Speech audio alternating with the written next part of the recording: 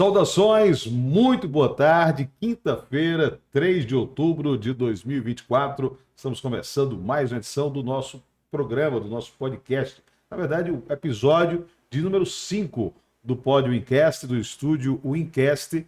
E nós, como sempre, batendo papo com convidados especiais, com temas diversos.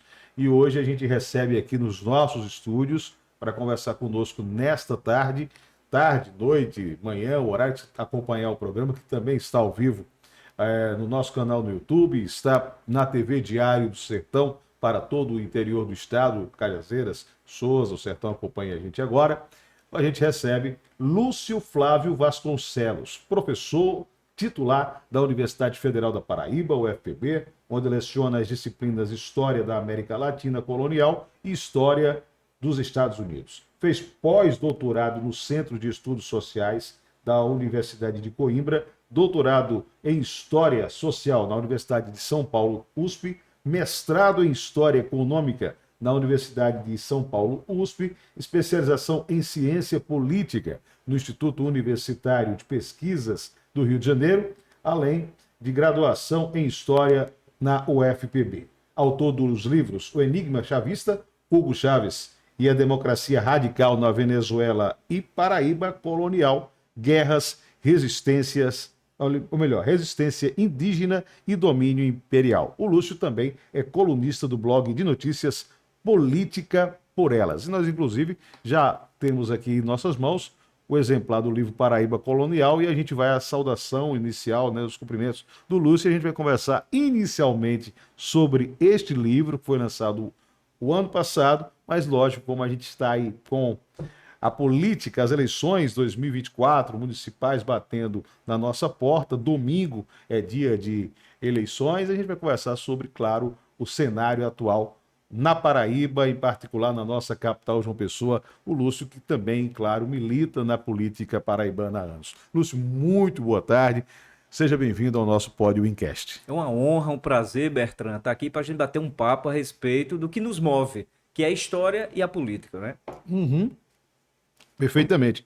Lúcio, esse livro, ele aborda justamente período fascinante e violento da história da Paraíba, né?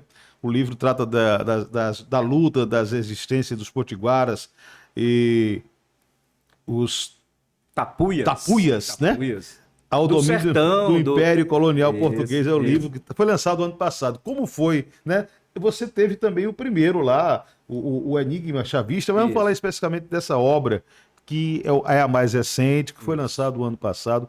Fala um pouquinho desse trabalho, né? E se apresente para quem nos acompanha agora, né? Quem é Lúcio Flávio de Vasconcelos? Olha, Além do que a gente falou aqui agora. Claro. Eu nasci em João Pessoa, não é? Sou do bairro de Jaguaribe, Sim. aquele bairro fantástico, a partir da origem do rio Jaguaribe, que está tão sofrido, não é? E estudei na UFPB, fui para São Paulo, fiz um mestrado, doutorado, ensinei na Bahia durante 4 anos e a partir de 91 eu voltei, fiz concurso aqui para a nossa universidade e estou lecionando na UFPB e dar aula para mim é um prazer imenso. Agora, ao mesmo tempo, eu tenho uma grande preocupação social, eu tenho uma grande preocupação política. Minha formação é em História e também em Ciência Política e eu sempre estou acompanhando os processos políticos aqui do nosso estado. Não só acompanhando teoricamente, como também na prática. Eu acho que o cidadão e a cidadã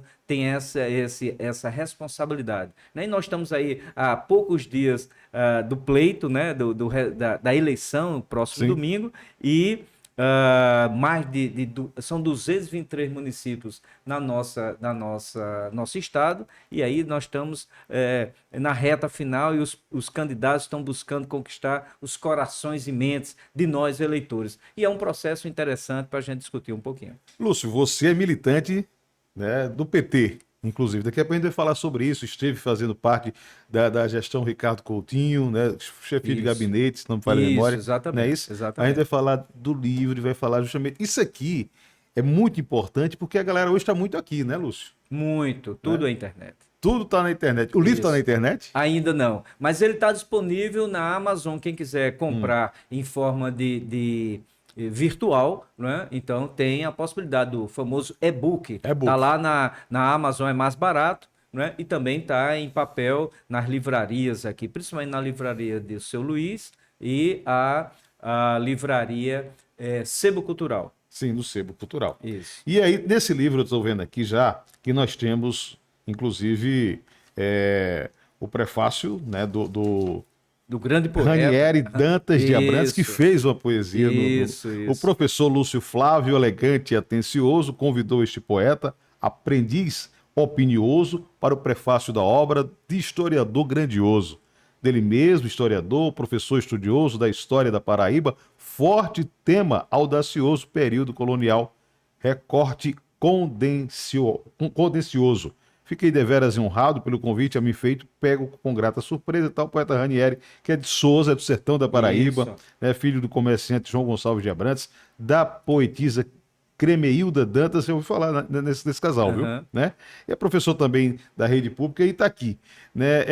Realmente o prefácio, né, fala o que é a figura do Lúcio, realmente elegante e atencioso, sem sombra de Obrigado, dúvida, obrigado. e um historiador que tem realmente, tem muita coisa ainda para a gente aqui sobre o prefácio, né, que está no livro para quem E vai adquirir, que é interessante, né? o Ranieri, Ranieri Abreu, é extremamente generoso, não é? Inclusive, eu chamei, eu convidei para fazer o prefácio e fazer em rima, porque é um excelente poeta e é professor de história. Eu tive a Sim, honra de ser professor dele lá na UFPB. Então, ele faz essa junção. Ele é grande poeta e também professor de história. Quando eu o encontrei, eu convidei, ele muito generoso, aceitou fazer o prefácio. Para fazer um prefácio diferente, né? Fazer um prefácio em rima, porque para valorizar eu diria, essa paixão que as pessoas têm que fazem poesia, eu admiro muito, sou leitor da poesia, e ao mesmo tempo, em virtude dessa valorização daquilo que a gente tem mais rico, mais caro, que é a nossa cultura, que tem muita influência indígena, muita influência africana e muita influência europeia. Nós somos resultado desse embate, dessa luta, né, extremamente violenta, que foi no período colonial, que é justamente o embate entre colonizadores portugueses, indígenas, né, e africanos que foram escravizados. No momento, Bertrand, que a gente reconhecer, né, esse caldo cultural e, ao mesmo tempo, valorizar, né, valorizar. Nós temos várias regiões, várias áreas do nosso estado que têm nome indígena, sim. que pertenciam aos indígenas e que E aí foram tomados. eu já vejo aqui a questão justamente, pedra lavrada, pedra tem ingá, Ingá, já começa com os primeiros habitantes, exatamente. Né? O né? livro, o livro tem essa perspectiva, muito mais voltado para tentar estudar e trazer à baila, né? Trazer à tona a grande contribuição indígena. Foi uma guerra extremamente violenta. Quando os portugueses começaram a se interessar pela Paraíba, né? Você tinha o domínio da costa do Nordeste, principalmente aquela que vai de Pernambuco até o Maranhão, passando pela Paraíba, Rio Grande do Norte, Ceará, era um domínio dos potiguaras. Os potiguaras eram exímios guerreiros dessa região. E ao mesmo tempo que eles eram exímios guerreiros, eles eram exímios diplomatas. Por quê? Porque quando os portugueses chegaram e começaram a querer tomar a terra deles, eles já faziam comércio com os franceses. Aqui, Bertrand, na Baía da Traição, antes dos portugueses fazerem guerra com os potiguares, você tinha um comércio intenso entre potiguares e franceses, de igual para igual. Os potiguaras cortavam a madeira, o pau-brasil, que era uma grande mercadoria, né, existente na nossa região, e, ao mesmo tempo, os indígenas trabalhavam para eles, forneciam a madeira e trocavam por instrumentos importantes, faca de metal, machado, não é? Armas. Então, essa ideia de que os índios eram ignorantes, trocavam os produtos daqui por miçanga, por espelho, não é isso. É porque eram produtos que eles não tinham.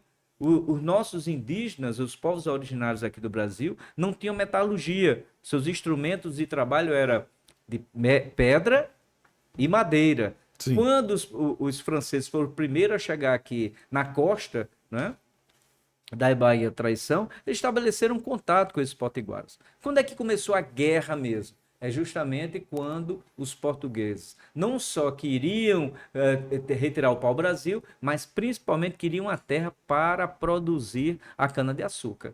É esse o momento que a guerra começa, por volta aí de 1570, 74, 75, você tem uma expansão dessa guerra, porque os portugueses também não vieram para cá, eles não vieram aqui para trabalhar no eito, não vieram para trabalhar a terra, eles vieram para escravizar os indígenas e fazer com que os indígenas trabalhassem para eles. Enquanto existia o escambo, a troca entre europeus e indígenas, num patamar de igualdade, os portugueses ou franceses entregando aquilo que os indígenas desejavam. E os indígenas entregando a madeira, não é? Madeira, entregando o tabaco, que é um grande produto originário das Américas, né? Os remédios naturais, que eram muito cobiçados na Europa, eram em pé de igualdade. Agora, à medida que os portugueses começaram a querer escravizar os indígenas, para fazer com que eles trabalhassem no engenho, né? Trabalhar 10, 12, 14 horas para ele, sem receber praticamente nenhuma remuneração para isso, e aí você começa a guerra. E é uma guerra que na Paraíba foi extremamente violenta.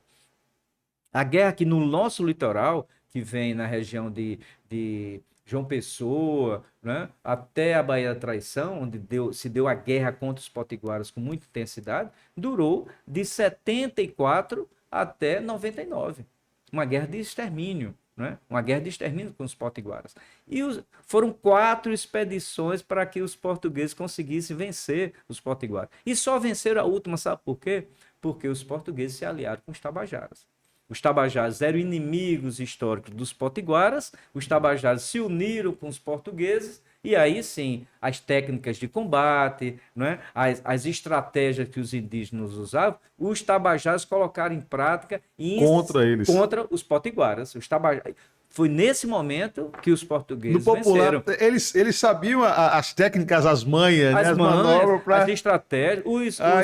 Os potiguares eram considerados, os próprios portugueses diziam que os potiguares eram os senhores da costa, porque eram guerreiros invencíveis. As táticas de combate, a guerrilha, o andar na floresta, o alimento, né? A chamar farinha de guerra. Farinha de guerra nada mais é do que a farinha de mandioca com pedaços de carne de capivara dentro, ou pedaços de peixe, junto, que até hoje no sertão o pessoal ainda faz isso. Né? E aí dá uma durabilidade maior, você tem um carboidrato da farinha de mandioca e você tem a proteína da carne de capivara ou a carne de peixe. Eles faziam chamar farinha de guerra, porque quando eles deslocavam, levavam esse alimento. Né? Napoleão Bonaparte dizia, Bertrand, que a principal munição é a munição do estômago. Então, os portugueses eles tiveram que aprender todas as técnicas, né? De combate, de confecção de alimentos, de fazer o famoso caju. Né? Os indígenas faziam o cauim a partir do caju, a partir da fermentação do caju. Então, você tem uma cultura indígena muito forte que foi praticamente dizimada pelos portugueses. E nós somos resultado disso. Olha, até hoje nós temos muito preconceito na nossa sociedade contra os indígenas. Índio é preguiçoso, índio não quer trabalhar. Basta ir na região do garimpo, na região norte, o discurso que existe no cotidiano dos garimpeiros e aqueles que apoiam o garimpeiro é essa ideia. De que índio não quer trabalhar, índio é preguiçoso, índio não tem visão de futuro, porque ali tem muito ouro, os índios não querem tirar, porque é outra lógica. Então, a outra lógica de sociedade que os indígenas têm. Então, veja bem, o processo de guerra que começou em 1500 contra os indígenas, na Paraíba, e a partir de 1570, né, 1575, que durou até 99, no litoral, porque a guerra no sertão foi mais longa contra os indígenas tapuias. Essa lógica de preconceito com os índios, de achar que índios não são civilizados, são preguiçosos, dura até hoje, 2024. Então, esses 524 anos é de construção de um discurso para minimizar a contribuição indígena para a nossa sociedade. A Paraíba é resultado disso. Houve a escravidão dos africanos, os africanos foram trazidos para cá escravizados, mas a principal mão de obra para trabalhar nos engenhos, para construir a fortaleza de Cabedelo, foi mão de obra indígena. Construção das igrejas, tudo isso, mão de obra indígena. A mão de obra indígena escravizada. né? E aí depois você teve um processo violento de conquista do sertão da Paraíba. É justamente que a gente vai tocar nessa situação do sertão, né? Como esse pessoal chegou, né? Uhum, E aí você falou um ponto interessante. Nós temos em Pombal uma igreja secular construída em 1721, que é a igreja do Rosário, né? uhum, E justamente o pessoal tem muito essa visão de que a igreja teria sido construída, né, pelos escravos. Na verdade, uhum. foi pelos indígenas, se não me falha a memória, Exatamente, né? exatamente, exatamente. Você tem maciçamente, houve a escravidão africana na Paraíba, sem sombra de dúvida, Uhum. mas os primeiros séculos, os primeiros séculos foi mão de obra indígena. Por quê? Porque era, entre aspas, mais barato. Você aprisionava um indígena que estava em guerra, não é? Você dizia que fazia guerra justa, porque não queriam aceitar o domínio português, e você o escravizava.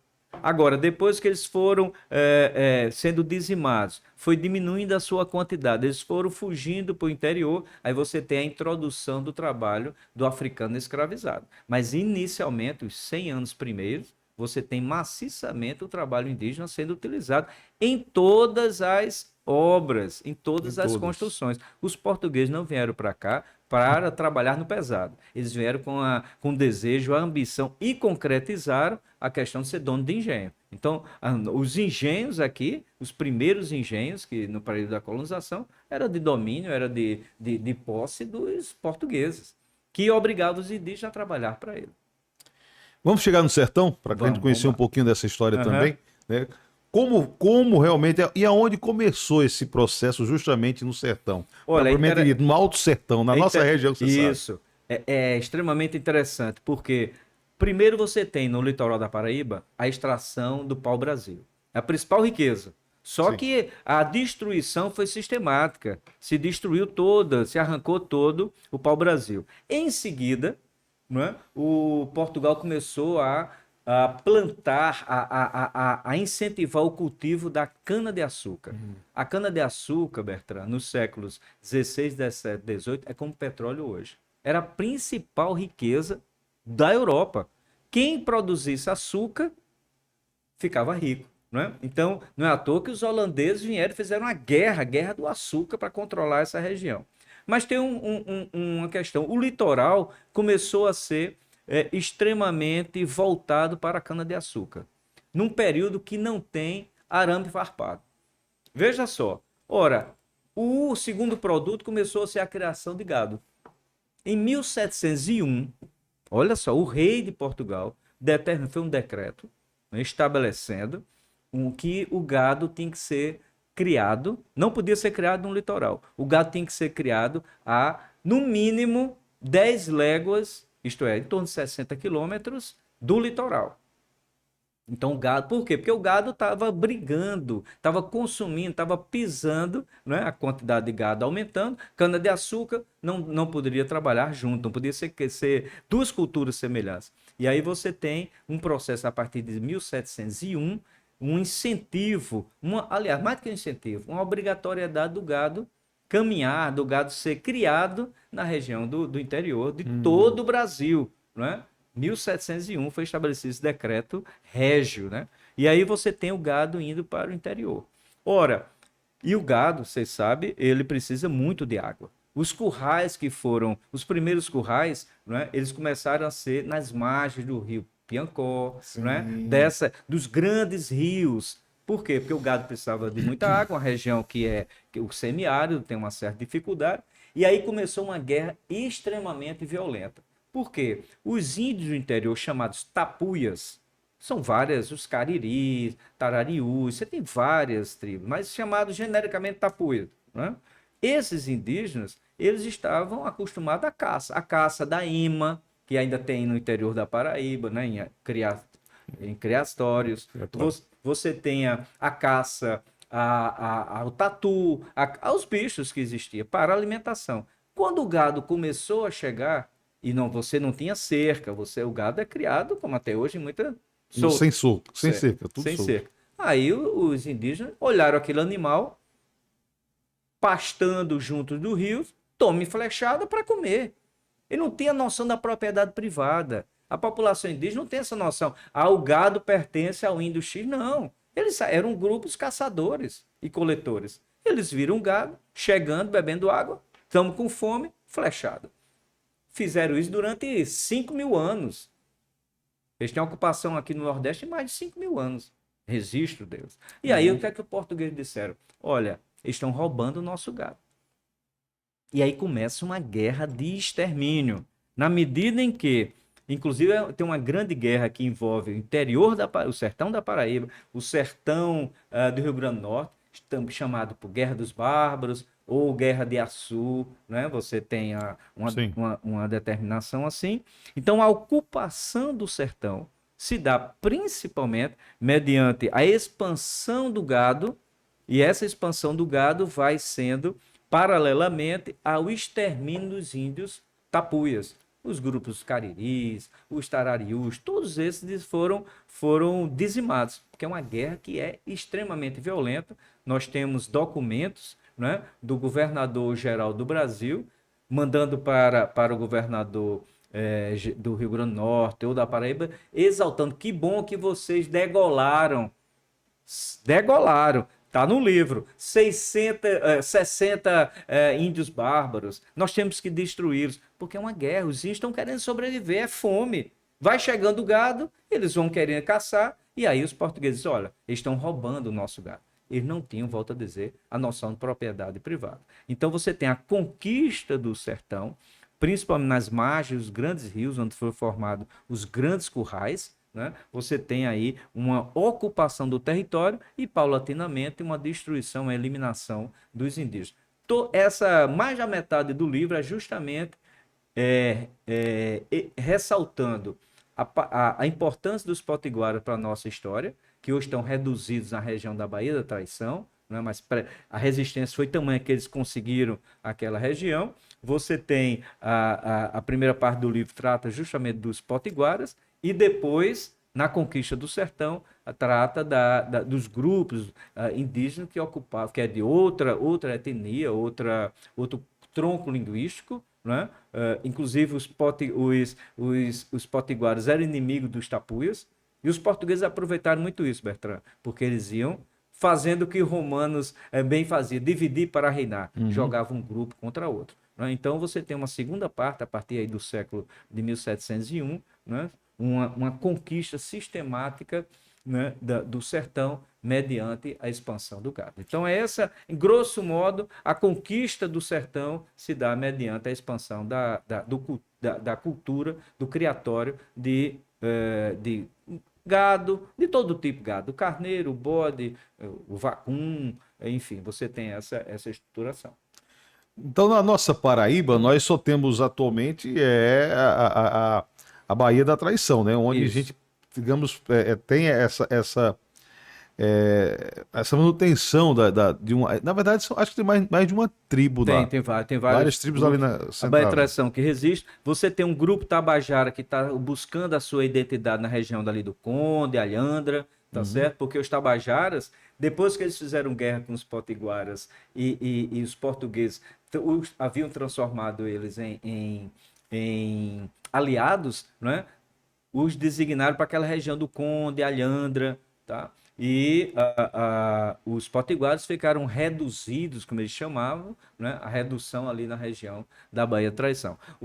É mais consolidado, os potiguares na Baía da Traição, e você tem os tabajaras querendo resgatar a sua identidade histórica mediante o acesso à terra, porque é isso que os indígenas precisam de uma região para voltar a cultuar a parte da sua cultura, os seus costumes, e também uma adaptação à realidade que nós temos hoje. Então tem esses dois grupos que estão em disputa. Eu falei no tocante, inclusive, a situação, né, da igreja lá de Pombal, e aqui eu vejo que também no livro nós temos o papel da igreja católica na colonização, né? Tá no contexto da história. E aí dá para você simplificar rapidinho qual foi realmente esse papel? Olha, quando eu falo da instituição, eu não falo da fé. Uma coisa é a fé, que todo mundo tem, né? Agora, é uma instituição que no século XVI, XVII, XVIII estava ombro a ombro, estava vinculada à coroa, estava vinculado ao domínio português. Então você tem todas as expedições que vieram para a conquista, não só da Paraíba, mas todo o Brasil, mas na Paraíba em particular, você tem elementos como jesuítas integrando, né, participando diretamente desse processo, porque tem um detalhe, o Bertrand, os combatentes, os portugueses que vinham combater, eles só iam se tivesse um padre junto, para dar extrema-unção a ele, caso eles estivessem feridos, entendeu? Então não ia para o combate se não tivesse as primeiras expedições que vieram para Paraíba tinha jesuítas vinculados. Então a igreja ela respaldou esse processo, né? A igreja, a instituição, não é fé católica, a igreja fazia parte desse processo. E mais que isso, as ordens religiosas tinham fazendas e nessas fazendas trabalhavam índios e trabalhavam africanos escravizados. Muitos dos padres tinham escravos. Então, não há condenação. Você vê, a Igreja Católica condenava a escravização de cristãos, mas existia um termo chamado guerra justa. Quando o indígena se rebelava, seja contra a igreja ou se rebelava contra a coroa, havia decretação da guerra justa, justamente para aprisionar esse indígena. Então, você tem as instituições religiosas, quase todas, para não dizer todas, com propriedade. Os jesuítas, por exemplo, tinham muitas fazendas, né? Aqui na Paraíba. Então, se apropriavam da terra, as instituições, e nessa terra quem trabalhava? A mão de obra indígena e a mão de obra escravizada. Então, é uma instituição poderosíssima, né? Você tinha uma força muito grande. Estamos falando do século XVI, XVII. E né? na verdade, isso aí é uma coisa que a gente ainda vivencia, né? A Igreja Católica ela é detentora de diversos imóveis de terras, de terrenos, e ainda justamente desta época, que até hoje. Exatamente. Né? Você vai no Palácio da Redenção, que é o Palácio do Governo. Vinculado ali tem a igreja, tem a Faculdade de Direito. Você vai para João Pessoa, você olha, é um único prédio, pertencia aos jesuítas. Quando os jesuítas foram expulsos da Paraíba, não é? Pelo Marquês de Pombal, Paraíba e de todo o Brasil, não é? Aquele prédio passou a ser a sede do governo, passou a pertencer à coroa e nunca mais foi devolvida para os jesuítas. Não é? Então você tem, as instituições religiosas eram muito fortes, eram muito poderosas, funcionavam inclusive como bancos, emprestavam dinheiro, tinha fazenda, tinha escravos, tinha indígenas escravizados, tinha africanos escravizados e circulava e produzia açúcar e vendia açúcar. Essa é a mesma, quase que a mesma lógica do engenho comum. O Marquês de Pombal, você citou aí, né? É fato ou realmente é boato no procede que o Marquês era um caba ruim? Era... Você sabe a cidade de Pombal, né? Diz que é homenagem a ele. É homenagem a ele. E que você não merecia essa homenagem. Ele ficou 27 anos no poder. Havia um rei chamado José I, não é? E o nomeou como ministro, equivalente a primeiro-ministro, vamos falar assim, primeiro-ministro. E aí ele tinha estudado na Inglaterra, ele passou 27 anos no poder. E quando ele voltou, ele implementou uma série de reformas na máquina pública portuguesa, no sentido de modernizá-la para ampliar o domínio. Fez a reforma na Universidade de Coimbra, ele unificou e subordinou a Paraíba a Pernambuco. Subordinou a Paraíba, perdeu. É isso que eu tô falando, foi ruim com a Paraíba. Muito, né? Nesse aspecto, ele foi muito rigoroso. Vamos modernizar como? E outra coisa, ele não só unificou, não. Ele entregou a uma companhia particular. Uma companhia particular que ficou administrando a Paraíba, perdeu seu status. Ficou subordinada a Pernambuco. Né? Além de uma perseguição sistemática que ele fez aos jesuítas. Ele dizia que os jesuítas eram um Estado dentro do Estado. Foi durante a administração dele, a longa administração, 27 anos que ele foi primeiro-ministro, né? Que ele fez a perseguição aos jesuítas e colocou o irmão dele para ser governador do Grão-Pará, que era também uma outra importante província, outra importante capitania. Então ele estabeleceu ela de uma rigidez e de um controle tamanho e ficou extremamente rico. Não sei como, mas ele ficou extremamente rico, né? Ao ponto que Quando o rei Dom José I morre, assume a rainha Dona Maria, que o manda prender imediatamente. Ele é preso e ele morre no exílio. Um exílio não fora do país, um exílio na fazenda dele, na quinta dele, na propriedade dele. Porque ao longo dos 27 anos que ele esteve no poder, ele adquiriu. Tem uma frase mexicana que eu acho muito boa. Diz assim: no exercício do poder, você adquire falsos amigos e verdadeiros inimigos. Falsos amigos e verdadeiros inimigos. Ora, ele adquiriu falsos amigos e verdadeiros inimigos. Quando o rei morre, Dom José I, ele que mandava no governo, o que aconteceu? Ele imediatamente é preso, porque o grupo que passaram acabou. Ele era ainda tinha muito dinheiro, ficou exilado, perdeu o prestígio, perdeu o poder. Agora, durante os 27 anos que ele esteve no poder, ele fez uma série de reformas e era extremamente rigoroso com os seus adversários, inclusive mandando matar, prendendo vários deles ao longo do seu domínio. Nós vamos a um intervalo rapidinho, claro, sempre aquele intervalo tradicional com as empresas que nos apoiam, que são parceiras aqui do nosso estúdio Incast, e a gente volta com o professor historiador Lúcio Flávio Vasconcelos, nesse segundo bloco, conversando sobre o cenário e a política, né, principalmente as eleições que estão aí já acontecendo neste domingo em toda a Paraíba. A gente volta já.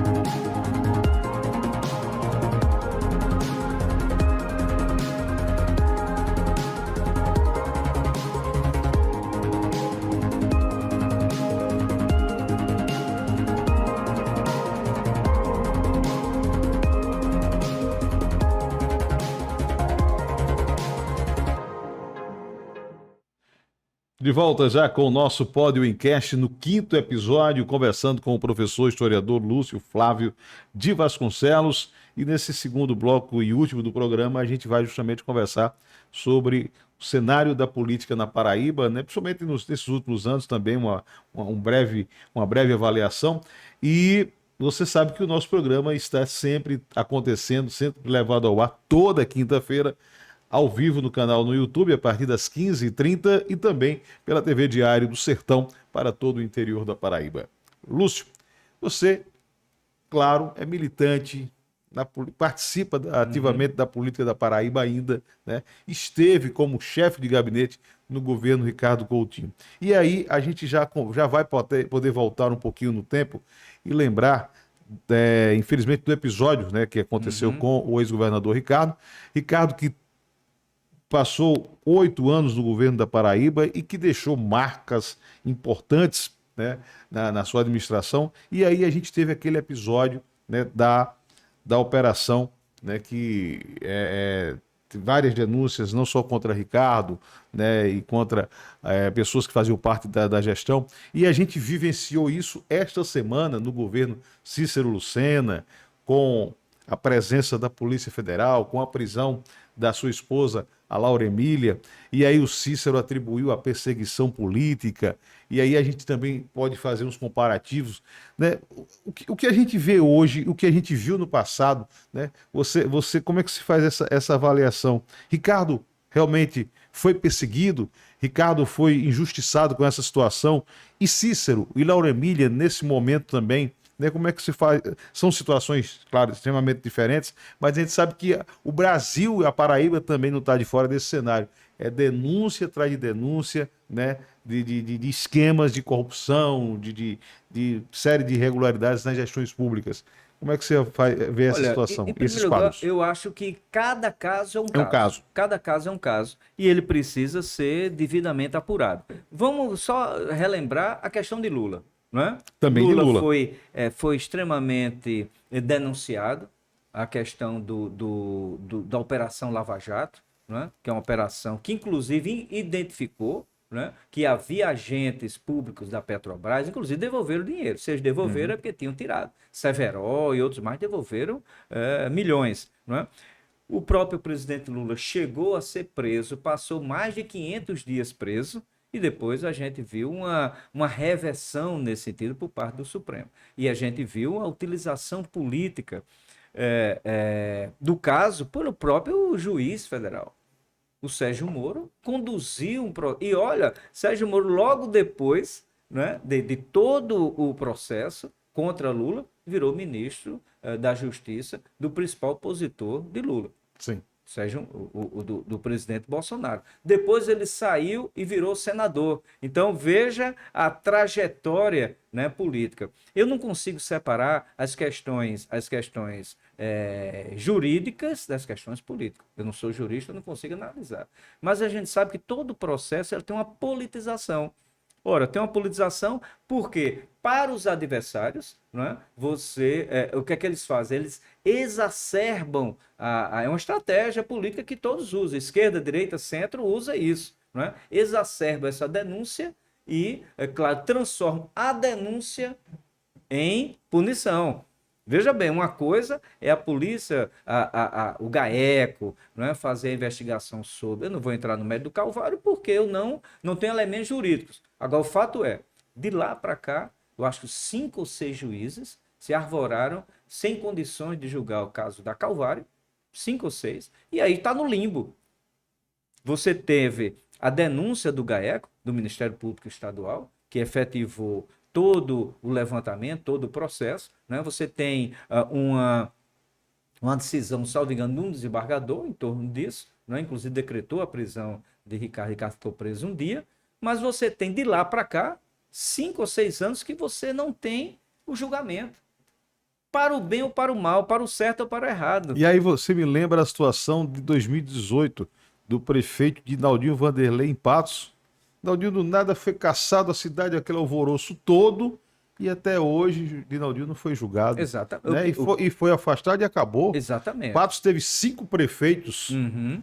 Foi um desastre para Exatamente. a cidade ficou Exatamente. totalmente perdida. É. Né? Se já vinha, né, com algumas situações de irregularidade, agora ficou pior. Né? Exatamente. Então, assim, é muito fácil atirar, né, no Não, ventilador é muito fácil. e deixar acontecer. Agora, o grande problema, isso é até normal pela oposição. Basta ver o que a oposição está fazendo agora, no caso Cícero, não é? Estão aproveitando o momento, que é um período eleitoral, uma secretária e secretário de Cícero foi presa, Raíssa continua, o vereador Raíssa Lacerda, a esposa de Cícero no sábado de manhã foi presa. Agora, o problema é, e o julgamento?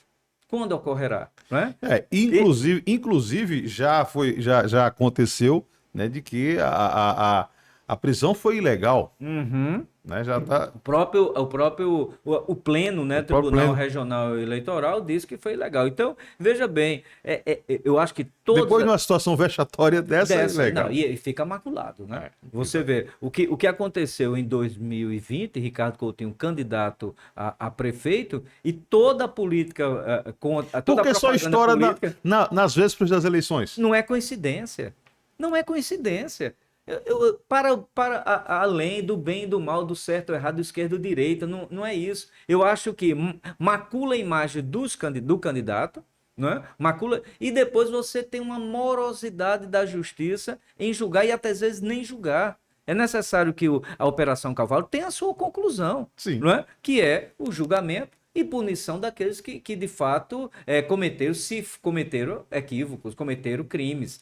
Mas isso, imagina para uma situação, a pessoa acordar todo dia e você ser apontado, né? Seja Cícero, seja Ricardo, seja Lula, apontado dia e noite como um criminoso. Porque nós nos tornamos, Bertrand, ultimamente, antes a gente era técnico de futebol, tu lembra? Técnico da seleção brasileira. Sim, A todo gente mundo. opinava todo mundo. Hoje todo mundo virou Sérgio Moro. A gente Uhum. acusa, julga e condena numa rapidez inacreditável. É a síndrome de Sérgio Moro. Então, eu acho que o desgaste político para Ricardo Coutinho foi muito grande, a questão da Calvário, e ele exige que seja julgado. E até agora, volto a dizer, 5 ou 6 anos, você não tem um julgamento. Por que será que não tem um julgamento? Porque será que não tem prova suficiente? Se tiver prova suficiente, não é necessário que haja um esclarecimento. A questão de Cícero Lucena, agora que está na baila. Existe denúncia por parte da oposição que ele tem vínculo com o crime organizado. Cadê o inquérito? Cadê a prova? Tá entendendo? Sim. Aí cria-se luzes e sombras que fica muito. E o eleitor, ele fica atordoado. O eleitor não sabe para onde vai. Eu acho que todas as denúncias têm que ser investigadas. Cabe à polícia investigar, mas cabe à justiça julgar. Não pode a polícia investigar e aí a gente partir do pressuposto que Lula cometeu corrupção, Ricardo Couto cometeu corrupção e que Cícero está vinculado ao... Eu estou colocando a situação dos três. É isso que a gente deve pensar direitinho. Né? E aí você tem, num período eleitoral, né? Seja a pré-campanha de Lula em 2018, que não permitiram ele ser candidato, seja o Ricardo Coutinho em 2020, que foi prejudicado, seja Cícero Lucena agora.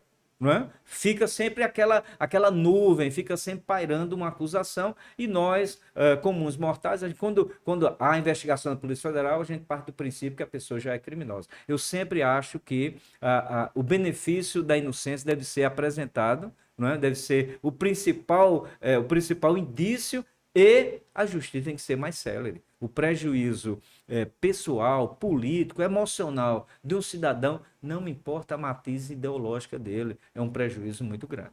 E não esquecendo que agora, recente, dias atrás também, a Polícia Federal bateu lá nas portas de candidatos a prefeito, a vice-prefeito de São Bento, no Sertão. Então, Tá é tudo só nesse momento, né, nessa época. É Aí vem o inacreditável, caso né? o episódio da própria Raíssa, enfim. Então, você é militante do PT. Não, participei do PT, depois eu fui, por convite de Ricardo Coutinho, eu fui PSB. PSB. Hoje, atualmente, eu estou no PSOL. Eu acho que é um partido, apesar de eu ter esses cabelos brancos, ter 61 anos, mas eu concordo com muitas propostas do PSOL, principalmente porque o PSOL é aquele partido, é a costela que rompeu com o PT, não é? Tentou avançar com pautas mais atuais, a questão ecológica, a questão do meio ambiente, porque o grande desafio, Bertrand, para a humanidade não é se esquerda ou direita. O grande desafio da humanidade é preservar o planeta. Veja o que está acontecendo. Uhum. Então, em termos de enchente, em termos de incêndio, o planeta, nós estamos acabando com nossa casa, com o nosso planeta Terra. Não é? E isso em virtude do desejo do lucro exacerbado. Então, o que acontece? Eu me identifico com as pautas Do PSOL. do pessoal. Atualmente, eu estou contribuindo com um pouco que eu posso contribuir de sugestões, porque eu acho que não cabe só a gente ficar no âmbito da universidade. Não é? Escrever livro é importante, refletir é importante, mas é preciso colocar a mão na massa. É preciso saber que se você concorda com a mudança, se você tem uma visão crítica da sociedade e você quer mudar um pouco essa sociedade, você tem que participar. Acertando, errando, mas você tem que participar. Senão você fica isolado, não é? E fica criticando todo mundo. Então, eu sempre tive isso. Tive um período com bastante ênfase no PT, depois, a convite do Ricardo Coutinho, fui PSB, né? E atualmente estou no PSOL. Espero que não mude de partido nas próximas décadas. Né? Chega aos 90 anos no PSOL. No PSOL. Lúcio, você acompanhou e deve evidentemente estar acompanhando também toda essa situação das formações na Paraíba, em particular em João Pessoa, né, das alianças, enfim, dos apoios. E a gente vivenciou na cidade de João Pessoa, né, um PT dividido, né? Você como uma pessoa que também fez parte da legenda sabe perfeitamente que o PT se dividiu. Aí Cícero tem o apoio hoje de presidente do PT, mas Ricardo lança Amanda, sua esposa, como vice de Cartacho, mas a gente já teve Cida também querendo ser candidata a prefeita e já teve esse racha. Então, quantos PTs nós temos em João Pessoa hoje? Olha, E como é que está essa situação, eu acho que no seu ponto de vista, Aham. né? Eu acho que cada petista é um PT. Brincadeira à parte, só lembrando, diferentemente no Nordeste, veja bem, hoje nós temos uma governadora do PT no Rio Grande do Norte, Sim, a que Fátima. é paraibana, de Sim, Nova Fátima Bezerra. Palmeira. Nós temos em Pernambuco o PT, tem um senador que é Humberto Costa. Não é? Uhum. Você, na Bahia, o PT é hegemônico há mais de 12 anos. No Ceará, o PT tem uma projeção muito grande. Um ex-governador do PT é ministro da Educação hoje. E na Paraíba, o PT se esfacelou. O PT já, na Nem época. Lula conseguiu Nem juntar essas Lula, peças. nem Lula consegue. É um fenômeno que tem que ser estudado não só por cientistas políticos, mas principalmente com psicanalistas. Não, Bertrand, olha, nos anos 90, o PT tinha 17 vereadores, teve 3. Aliás, a Câmara de Vereadores de João Pessoa tinha 17 vereadores, teve 3 do PT. Avezoar, fora outros, mas momentaneamente, Avezoar, Ricardo e Júlio Rafael. Dos 17, 3. Então o PT estava num crescimento. Chegou em 2000, Ricardo Coutinho era pré-candidato a prefeito de João Pessoa pelo PT. E aí o partido não permitiu que ele saísse candidato. Começou a colocar empecilhos. E ele teve que sair do partido. Em 2003, Ricardo Coutinho saiu do partido, foi para o PSB de Miguel Arraes para ser candidato. E ganhou no primeiro turno em 2004 contra Rui Carneiro e ganhou e foi reeleito em 2008 no primeiro turno também pelo PSB. E foi governador pelo PSB. Foi a grande chance que o PT perdeu por essas disputas internas, por esses atritos. Você tem uma possibilidade, tudo bem que brigasse internamente, não é? Tudo bem que disputasse internamente, mas aí o fato de Lula disse, Luciano Cartacho vai ser o candidato. E aí você tem um racha nessa magnitude, não é? Você tem o PSOL pela primeira vez, né? E eu participei disso, pela primeira o PSOL saiu de uma candidatura própria para se juntar ao PT na perspectiva de fazer frente a grupos de direita e de extrema-direita que campeiam em todo o Brasil. Não tenhamos ilusão que o golpe de 8, a tentativa de golpe de 8 de janeiro, os golpistas sumiram, não.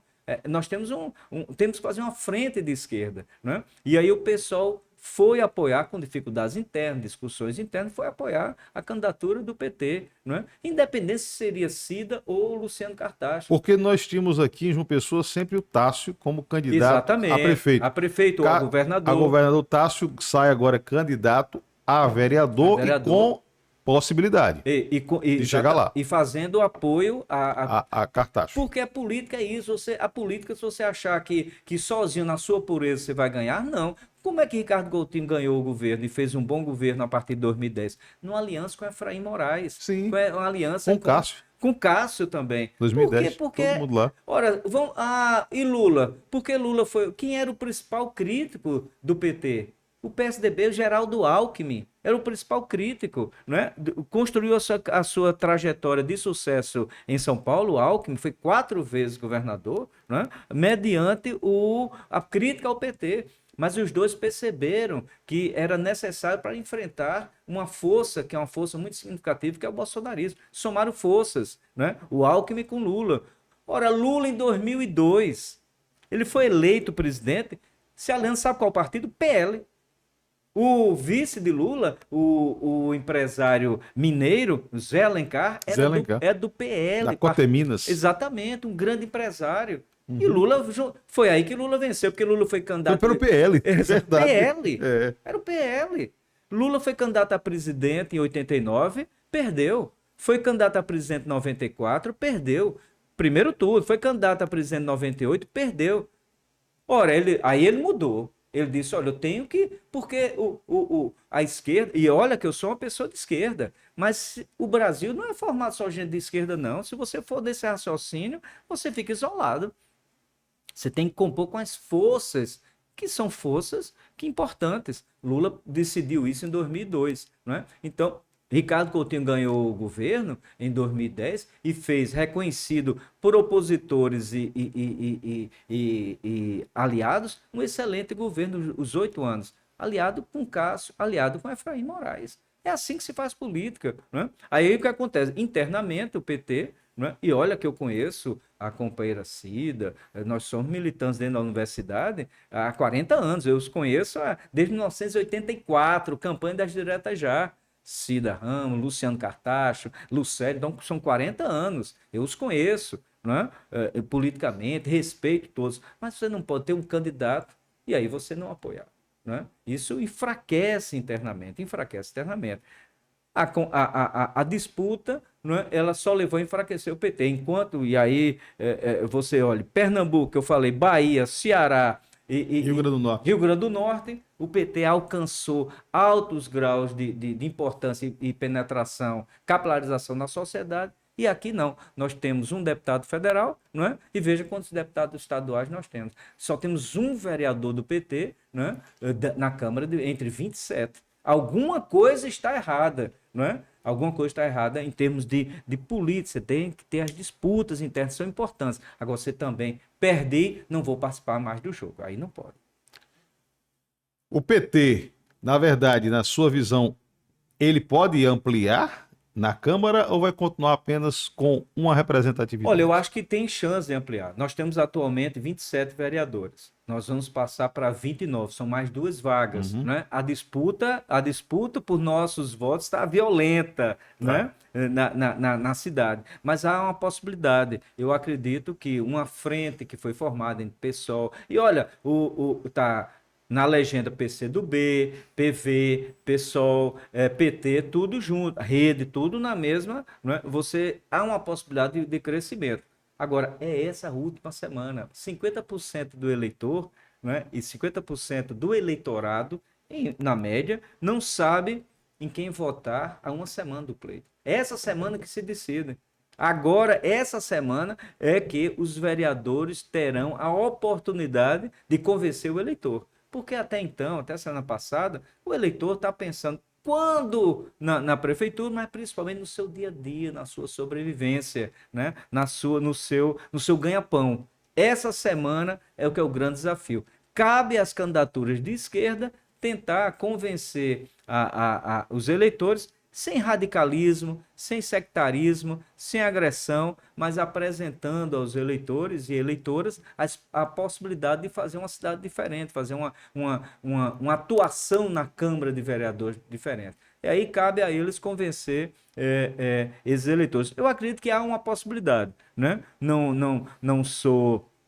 Não vou dizer a você que acho que vai ter uma vitória estrondosa, porque aí não, o meu raciocínio de cientista político não permite, não é? Não estou num palanque, tá certo? Estou num bate-papo aqui com você bacana, mas na perspectiva de que pode ser ampliado. Agora, depende se ele reunir nessa reta final, não é? Até às 5 horas da tarde desse domingo que se aproxima, convencer o eleitor ou eleitora de que as suas propostas são boas para a cidade. Você acredita no segundo turno? Porque as pesquisas que são 10, 15, 20, né?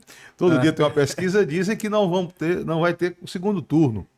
Eu acho que é possível. Possível porque nós temos 4 candidatos, né, com 4 candidatos representativos. Né? Você tem o Cícero Lucena, que é o prefeito, a máquina, e olha, aliado com o governo do estado. Em João Pessoa tem uma maior concentração de funcionários públicos, seja do estado, seja da prefeitura. Eles estão unidos, né? É a mesma massa. Né? Então, claro que Cícero Lucena está na frente, inegavelmente. Aí não há como. Primeiro lugar. Segundo, a questão de que você tem opositores, você tem nomes fortes. Você tem Luciano Cartacho, que é atual deputado estadual. Sim. E já foi vereador, foi vice-governador de Maranhão, as pessoas às vezes não lembram, foi o vice-governador de Maranhão, vereador, deputado estadual. Você tem o Rui Carneiro, foi vereador, foi deputado estadual, foi candidato de Cícero Lucena. Sim. Em 2004. Era o candidato. Agora é tudo batendo em Cícero, né? Olha, tem outra frase na política que é assim: olha, o ex-amigo é o pior inimigo. O ex-amigo é o pior inimigo. Eles estavam juntos no PSDB. E Rui batendo em Luciano. Exatamente. E Luciano, no Tentando debate é sair, uma briga. feia. Por quê? Porque estão disputando quem que vai para o segundo turno com o Cícero. Então eu acho que haverá um segundo turno. Não é? Agora, e tem o Queiroga, o Marcelo Queiroga, ex-ministro da Saúde, que cria uma identidade com o bolsonarismo, que o bolsonarismo ganhou em 2018 aqui em João Pessoa. Que tem um vice muito forte. Exatamente. O Queiroz. Que foi um candidato a senador que teve uma votação há 2 anos estupenda, para um neófito, para um cara que lançou isso a primeira vez. E há um segmento de classe média para cima que gosta de Bolsonaro, que apoia Bolsonaro, que esse segmento, área médica, que tem uma simpatia muito grande por Queiroz. Queiroz, eu tenho visto isso. Uma classe média. Por quê? Porque não deu tempo dele ser conhecido. Não é? E outra coisa, sorte das oposições, porque se Bolsonaro vem para cá e faz uma motociata com Marcelo Queiroga na garupa, a situação dele mudaria bastante. Porque ele não é conhecido na massa eleitoral, ele é conhecido em classe média, então esse setor aí. Então você tem 3 candidatos de oposição fortes. 3 candidatos. E aí, fatalmente, né, será uma surpresa para mim se não ocorrer o segundo turno.